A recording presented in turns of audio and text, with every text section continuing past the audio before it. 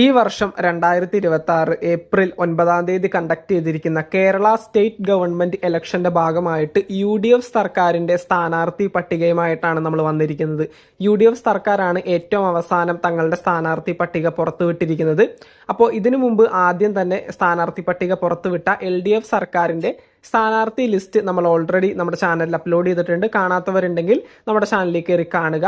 അപ്പോൾ എന്തൊക്കെയാണെങ്കിലും UDF സർക്കാരിന്റെ ഈ പറയുന്ന മണ്ഡലങ്ങളിൽ മത്സരിക്കുന്ന സ്ഥാനാർത്ഥികൾ ആരൊക്കെയാണെന്നാണ് നമ്മൾ ഈ ഒരു വീഡിയോയിലൂടെ പറയാനായിട്ട് പോകുന്നത്. ഈ ഒരു സ്ഥാനാർത്ഥികളുടെ പേര് ഞാൻ പറയുമ്പോൾ കാണിക്കുന്ന ഫോട്ടോയിൽ വ്യക്തമായിട്ട് അവരുടെ ഡീറ്റെയിൽസും അവർ നിൽക്കുന്ന മണ്ഡലങ്ങളും കൃത്യമായിട്ട് കാണിക്കുന്നതായിരിക്കും. എല്ലാവരുടെയും പേരും ഡീറ്റെയിൽസും പറയാനാണെങ്കിൽ ഈ ഒരു വീഡിയോ ഒരുപാട് ലെങ്തി ആയി പോകും. അതുകൊണ്ട് തന്നെ നമ്മൾ പേര് മാത്രം പറയും. ഡീറ്റെയിൽസ് എല്ലാം നിങ്ങൾക്ക് സ്ക്രീനിൽ കാണാം. UDF സ്ഥാനാർത്ഥി പട്ടികയിൽ ആദ്യമായി പറയുന്നത് പാല ജോസ് കെ മാണി, അടുത്തതായി ഇടുക്കി റോഷി അഗസ്റ്റിൻ, ദെൻ മൂന്നാമതായി പറയുന്നത് വട്ടിയൂർക്കാവ് കെ മുരളീധരൻ, അടുത്തതായി നാദാപുരം KM അഭിജിത്ത്, ദെൻ അടുത്തതായി പറയുന്നത് KC സുബ്രഹ്മണ്യം, ദെൻ അടുത്തതായി പറയുന്നത് പൊന്നാനി നൌഷാദ് അലി, ദെൻ അടുത്തതായി പറയുന്നത് സുൽത്താൻ ബത്തേരി KC ബാലകൃഷ്ണൻ, ദെൻ അടുത്തതായി ഹരിപ്പാട് രമേശ് ചെന്നിത്തല, ദെൻ അടുത്തതായി പറയുന്നത് കോവളം M വിൻസെന്റ്, ദെൻ അടുത്തതായി പറയുന്നത് മാത്യു കുഴിൽ നടൻ, ദെൻ അടുത്തതായി ചാണ്ടി ഉമ്മൻ, ദെൻ അടുത്തതായി പറയുന്നത് OJ ജനീഷ്, ദെൻ അടുത്തതായി പറയുന്നത് CR മഹേഷ്, ദെൻ അടുത്തതായി പറയുന്നത് PC വിഷ്ണുനാഥ്, ദെൻ അടുത്തതായി ബിന്ദു കൃഷ്ണ, ദെൻ അടുത്തതായി പറയുന്നത് റോജി M ജോൺ, അടുത്തതായി പറയുന്നത് ഷൗക്കത്ത് ആര്യനാടൻ, അടുത്തതായി പറയുന്നത് സജീവ് ജോസഫ്, അടുത്തതായി AP അനിൽകുമാർ, ദെൻ അടുത്തതായി പറയുന്നത് സനീഷ് കുമാർ ജോസഫ്, ദെൻ അടുത്തതായി പറയുന്നത് അൻവർ സ്വാദ്, ദെൻ അടുത്തതായി സുമേഷ് അച്യുതൻ, ദെൻ അടുത്തതായി പറയുന്നത് ഐഷ പോറ്റി, ദെൻ അടുത്തതായി സണ്ണി ജോസഫ്, ദെൻ അടുത്തതായി പറയുന്നത് KJ വിനോദ്, ദെൻ അടുത്തതായി TN പ്രതാപൻ, ദെൻ അടുത്തതായി പറയുന്നത് K ജയന്ത്, ദെൻ അടുത്തതായി പറയുന്നത് KA തുളസി, ദെൻ അടുത്തതായി പറയുന്നത് പത്തനാപുരം ജ്യോതികുമാർ ചാമക്കാല, ദെൻ അടുത്തതായി ഏലത്തൂർ വിദ്യ ബാലകൃഷ്ണൻ, അടുത്തതായി TM നാസർ,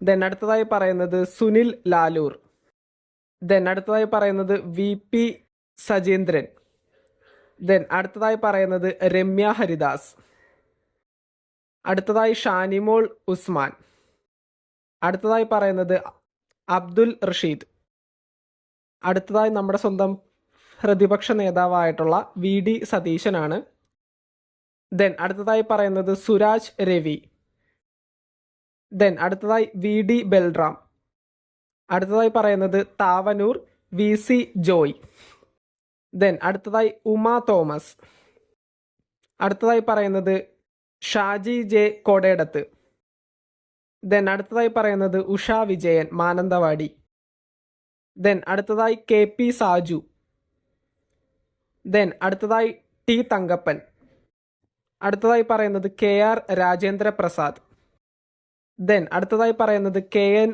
ഫെബിൻ, ദെൻ അടുത്തതായി പറയുന്നത് തിരുവഞ്ചൂർ രാധാകൃഷ്ണൻ കോട്ടയം, ദെൻ അടുത്തതായി A സുരേഷ്, ദെൻ അടുത്തതായി പറയുന്നത് T സിദ്ദിഖ്, ദെൻ അടുത്തതായി പറയുന്നത് മാവേലിക്കര അഡ്വക്കേറ്റ് മുത്താര രാജ്, ദെൻ അടുത്തതായി പാലക്കാട് നിൽക്കുന്നത് രമേഷ് പിഷാരടിയാണ്, ദെൻ അടുത്തതായി KM ബാബുരാജ്, ദെൻ അടുത്തതായി രാജൻ J പല്ലൻ, ദെൻ അടുത്തതായി K ബിനിമോൻ, ദെൻ അടുത്തതായി പറയുന്നത് ചങ്ങനാശ്ശേരി വിനു ജോബ്, ദെൻ അടുത്തതായി വർഗീസ് മാമൻ, ദെൻ അടുത്തതായി കാഞ്ഞങ്ങാട്ട് ഷൈജി ഓട്ടപ്പള്ളി, ദെൻ അടുത്തതായി കോതമംഗലം ഷിബു തെക്കുംപുറം, ദെൻ അടുത്തതായി കൂട്ടുകാട് നിൽക്കുന്നത് റെജി ചെറിയാനാണ്, ദെൻ അടുത്തതായി മോൻസ് ജോസഫ്,